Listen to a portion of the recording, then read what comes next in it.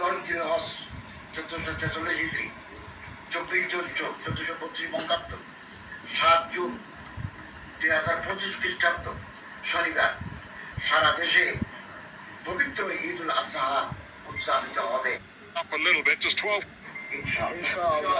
আসসালামু আলাইকুম রহমতুল্লাহ। আমার সকল দিনই পাবেন, আমার সকল প্রিয় দেশ। এই আকামা খালে টাটকা একটা মুনাফিক, এতে একটা টাটকা মুনাফিক, এতে একটা টাটকা মুনাফিক কেন বলতেছি এতে আল্লাহ এখন এমন জায়গায় যায় বসাইছে, এতে চাইলে বাংলাদেশ থেকে জেনা ব্যবসায়ী এগুলো মূল থেকে নির্মূল করতে পারত। চুরি ডাকাতি হত্যা দর্শন সবগুলো দুর্নীতি সিন্ডিকেট মূল থেকে নির্মূল করার জন্য ক্ষমতা দিছে এদের আল্লাহ।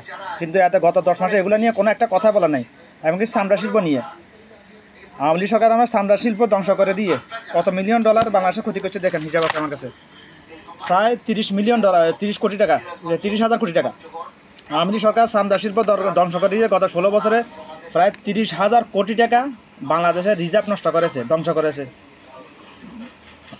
এই মুনাফিক নাসিক গত 10 মাসের মধ্যে একটা বার যদি বলছে চামড়া শিল্প নিয়ে, কখনো চামড়া শিল্পকে রিকভারি করার জন্য আর ইউনিটটা কী বলতেছে, মানে একটা স্লোগান দিয়েছে আবেগী জনকে হুজুকি জনগণের সংস্কার কী সংস্কার করতেছে, হাতে সংস্কার করতেছে আমেরিকার গাঁটি করার জন্য বাংলাদেশে, হাতে এটা সংস্কার করতেছে, হাতে আমেরিকার গাঁটি ইহুদিন আসারাদের কালচার বাংলাদেশে প্রতিষ্ঠা করার জন্য বেশ্যাগুলাকে লাইসেন্স দিতেছে, হাতে বেশ্যা ভিত্তি করার জন্য, হাতে সংস্কার এগুলাই। আর এই মুনাফিক নাস্তিক ইসলাম ধর্মদ্রোহী মুসলমান লেফাজদারি শয়তান এতে গত 10 মাসে একটা বার বলছে চামড়া শিল্প নিয়ে কোনো কথা, যদি বলে থাকে আমাকে দেখাই না আপনারা। আরেক আছে, আরেক ধর্ম ব্যবসায়ী, আরেক ধর্মে আলেম নামের জাহেল, আরেকটা বাইতুল মোকাররমের খতিব গত 16 বছর ফিতরা নিয়ে যতগুলো ফতুয়া দিয়েছে সব বিদাতি ফতুয়া। এতে এবছর বিদাতি ফতুয়া দিয়েছে ফিতরা নিয়ে, সম্পূর্ণ বিদাতি ফতুয়াটা ফিতরা নিয়ে 115 টাকা ফিতরা। আমি ফিতরা দিয়েছি ন্যূনতম ফিতরা এবছর আসে, এবছরের হিসাবে সাইলের দাম হিসাবে মিনিমাম সহি হাদিসের মোতাবেক 170 টাকা 80 টাকা ফিতরার টাকা ইয়ে।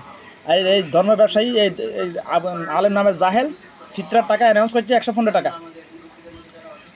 এই আলেম নামের জাহেলের একটা কালকে ভিডিও পাইছি, মানে আরবি কথা বলা সুন্নত না, কোরআন হাদিসের কোথাও নাই আরবি কথা বলা সুন্নত না, ঠিক আছে এদের কথাই, কিন্তু আরবি শিখা, আরবি জানা, আরবি বোঝা ফরজ। অর্থাৎ আল্লাহর কথা কালাম আল্লাহ জানা বোঝা ফরজ, কারণ পৃথিবীর সকল আদম সন্তানের সকল প্রাণীকুলের জবান মৃত্যুর পরে সাথে সাথে আরবি হয়ে যাবে। এখন আমি তো পরীক্ষা দিতে গেলাম, পরীক্ষার হলে গেলাম, প্রশ্ন বুঝতে পারছি কিন্তু উত্তর আমার জানা নাই। আমার এই প্রশ্ন যে বুঝতে পারার কোনো মূল্য আছে ভাই? আমি কবরে গেলাম, আল্লাহর কথা বুঝতেছি, কিন্তু দুনিয়াতে যেহেতু আল্লাহর কথা বুঝি না, আল্লাহ প্রশ্ন জবাব দিতে পারতেছি না। মান রাব্বুকা ওয়া মা দীনুকা ওয়া মান নাবিয়্যুকা। আমি কবরে যাওয়ার পরে প্রশ্নটা বুঝতে পারছি কিন্তু উত্তর আমার জানা নাই। আমার দুনিয়াতে তো ফার্স্ট ফেল করলে ভাই, দুনিয়াতে ফেল করলে তো 3 বার চান্স পাওয়া যায়, এসএসসিতে ফেল করলে 3বারের মধ্যে না হলে তারপর উন্নত বিশ্ববিদ্যালয় আছে। কবরে গেলে তো আর এই সুযোগ নাই রে ভাই। কিন্তু এই ধর্ম ব্যবসায়ীগুলা, এই আলেম নামের জাহেলগুলা বাংলাদেশের মানুষকে গোমরা করে রেখেছে, ফদভ্রষ্ট করে রেখেছে, বাংলাদেশের মানুষের বিভ্রান্ত করে রেখেছে এই আলেম নামের জাহেলগুলা, ধর্ম ব্যবসায়ীগুলা।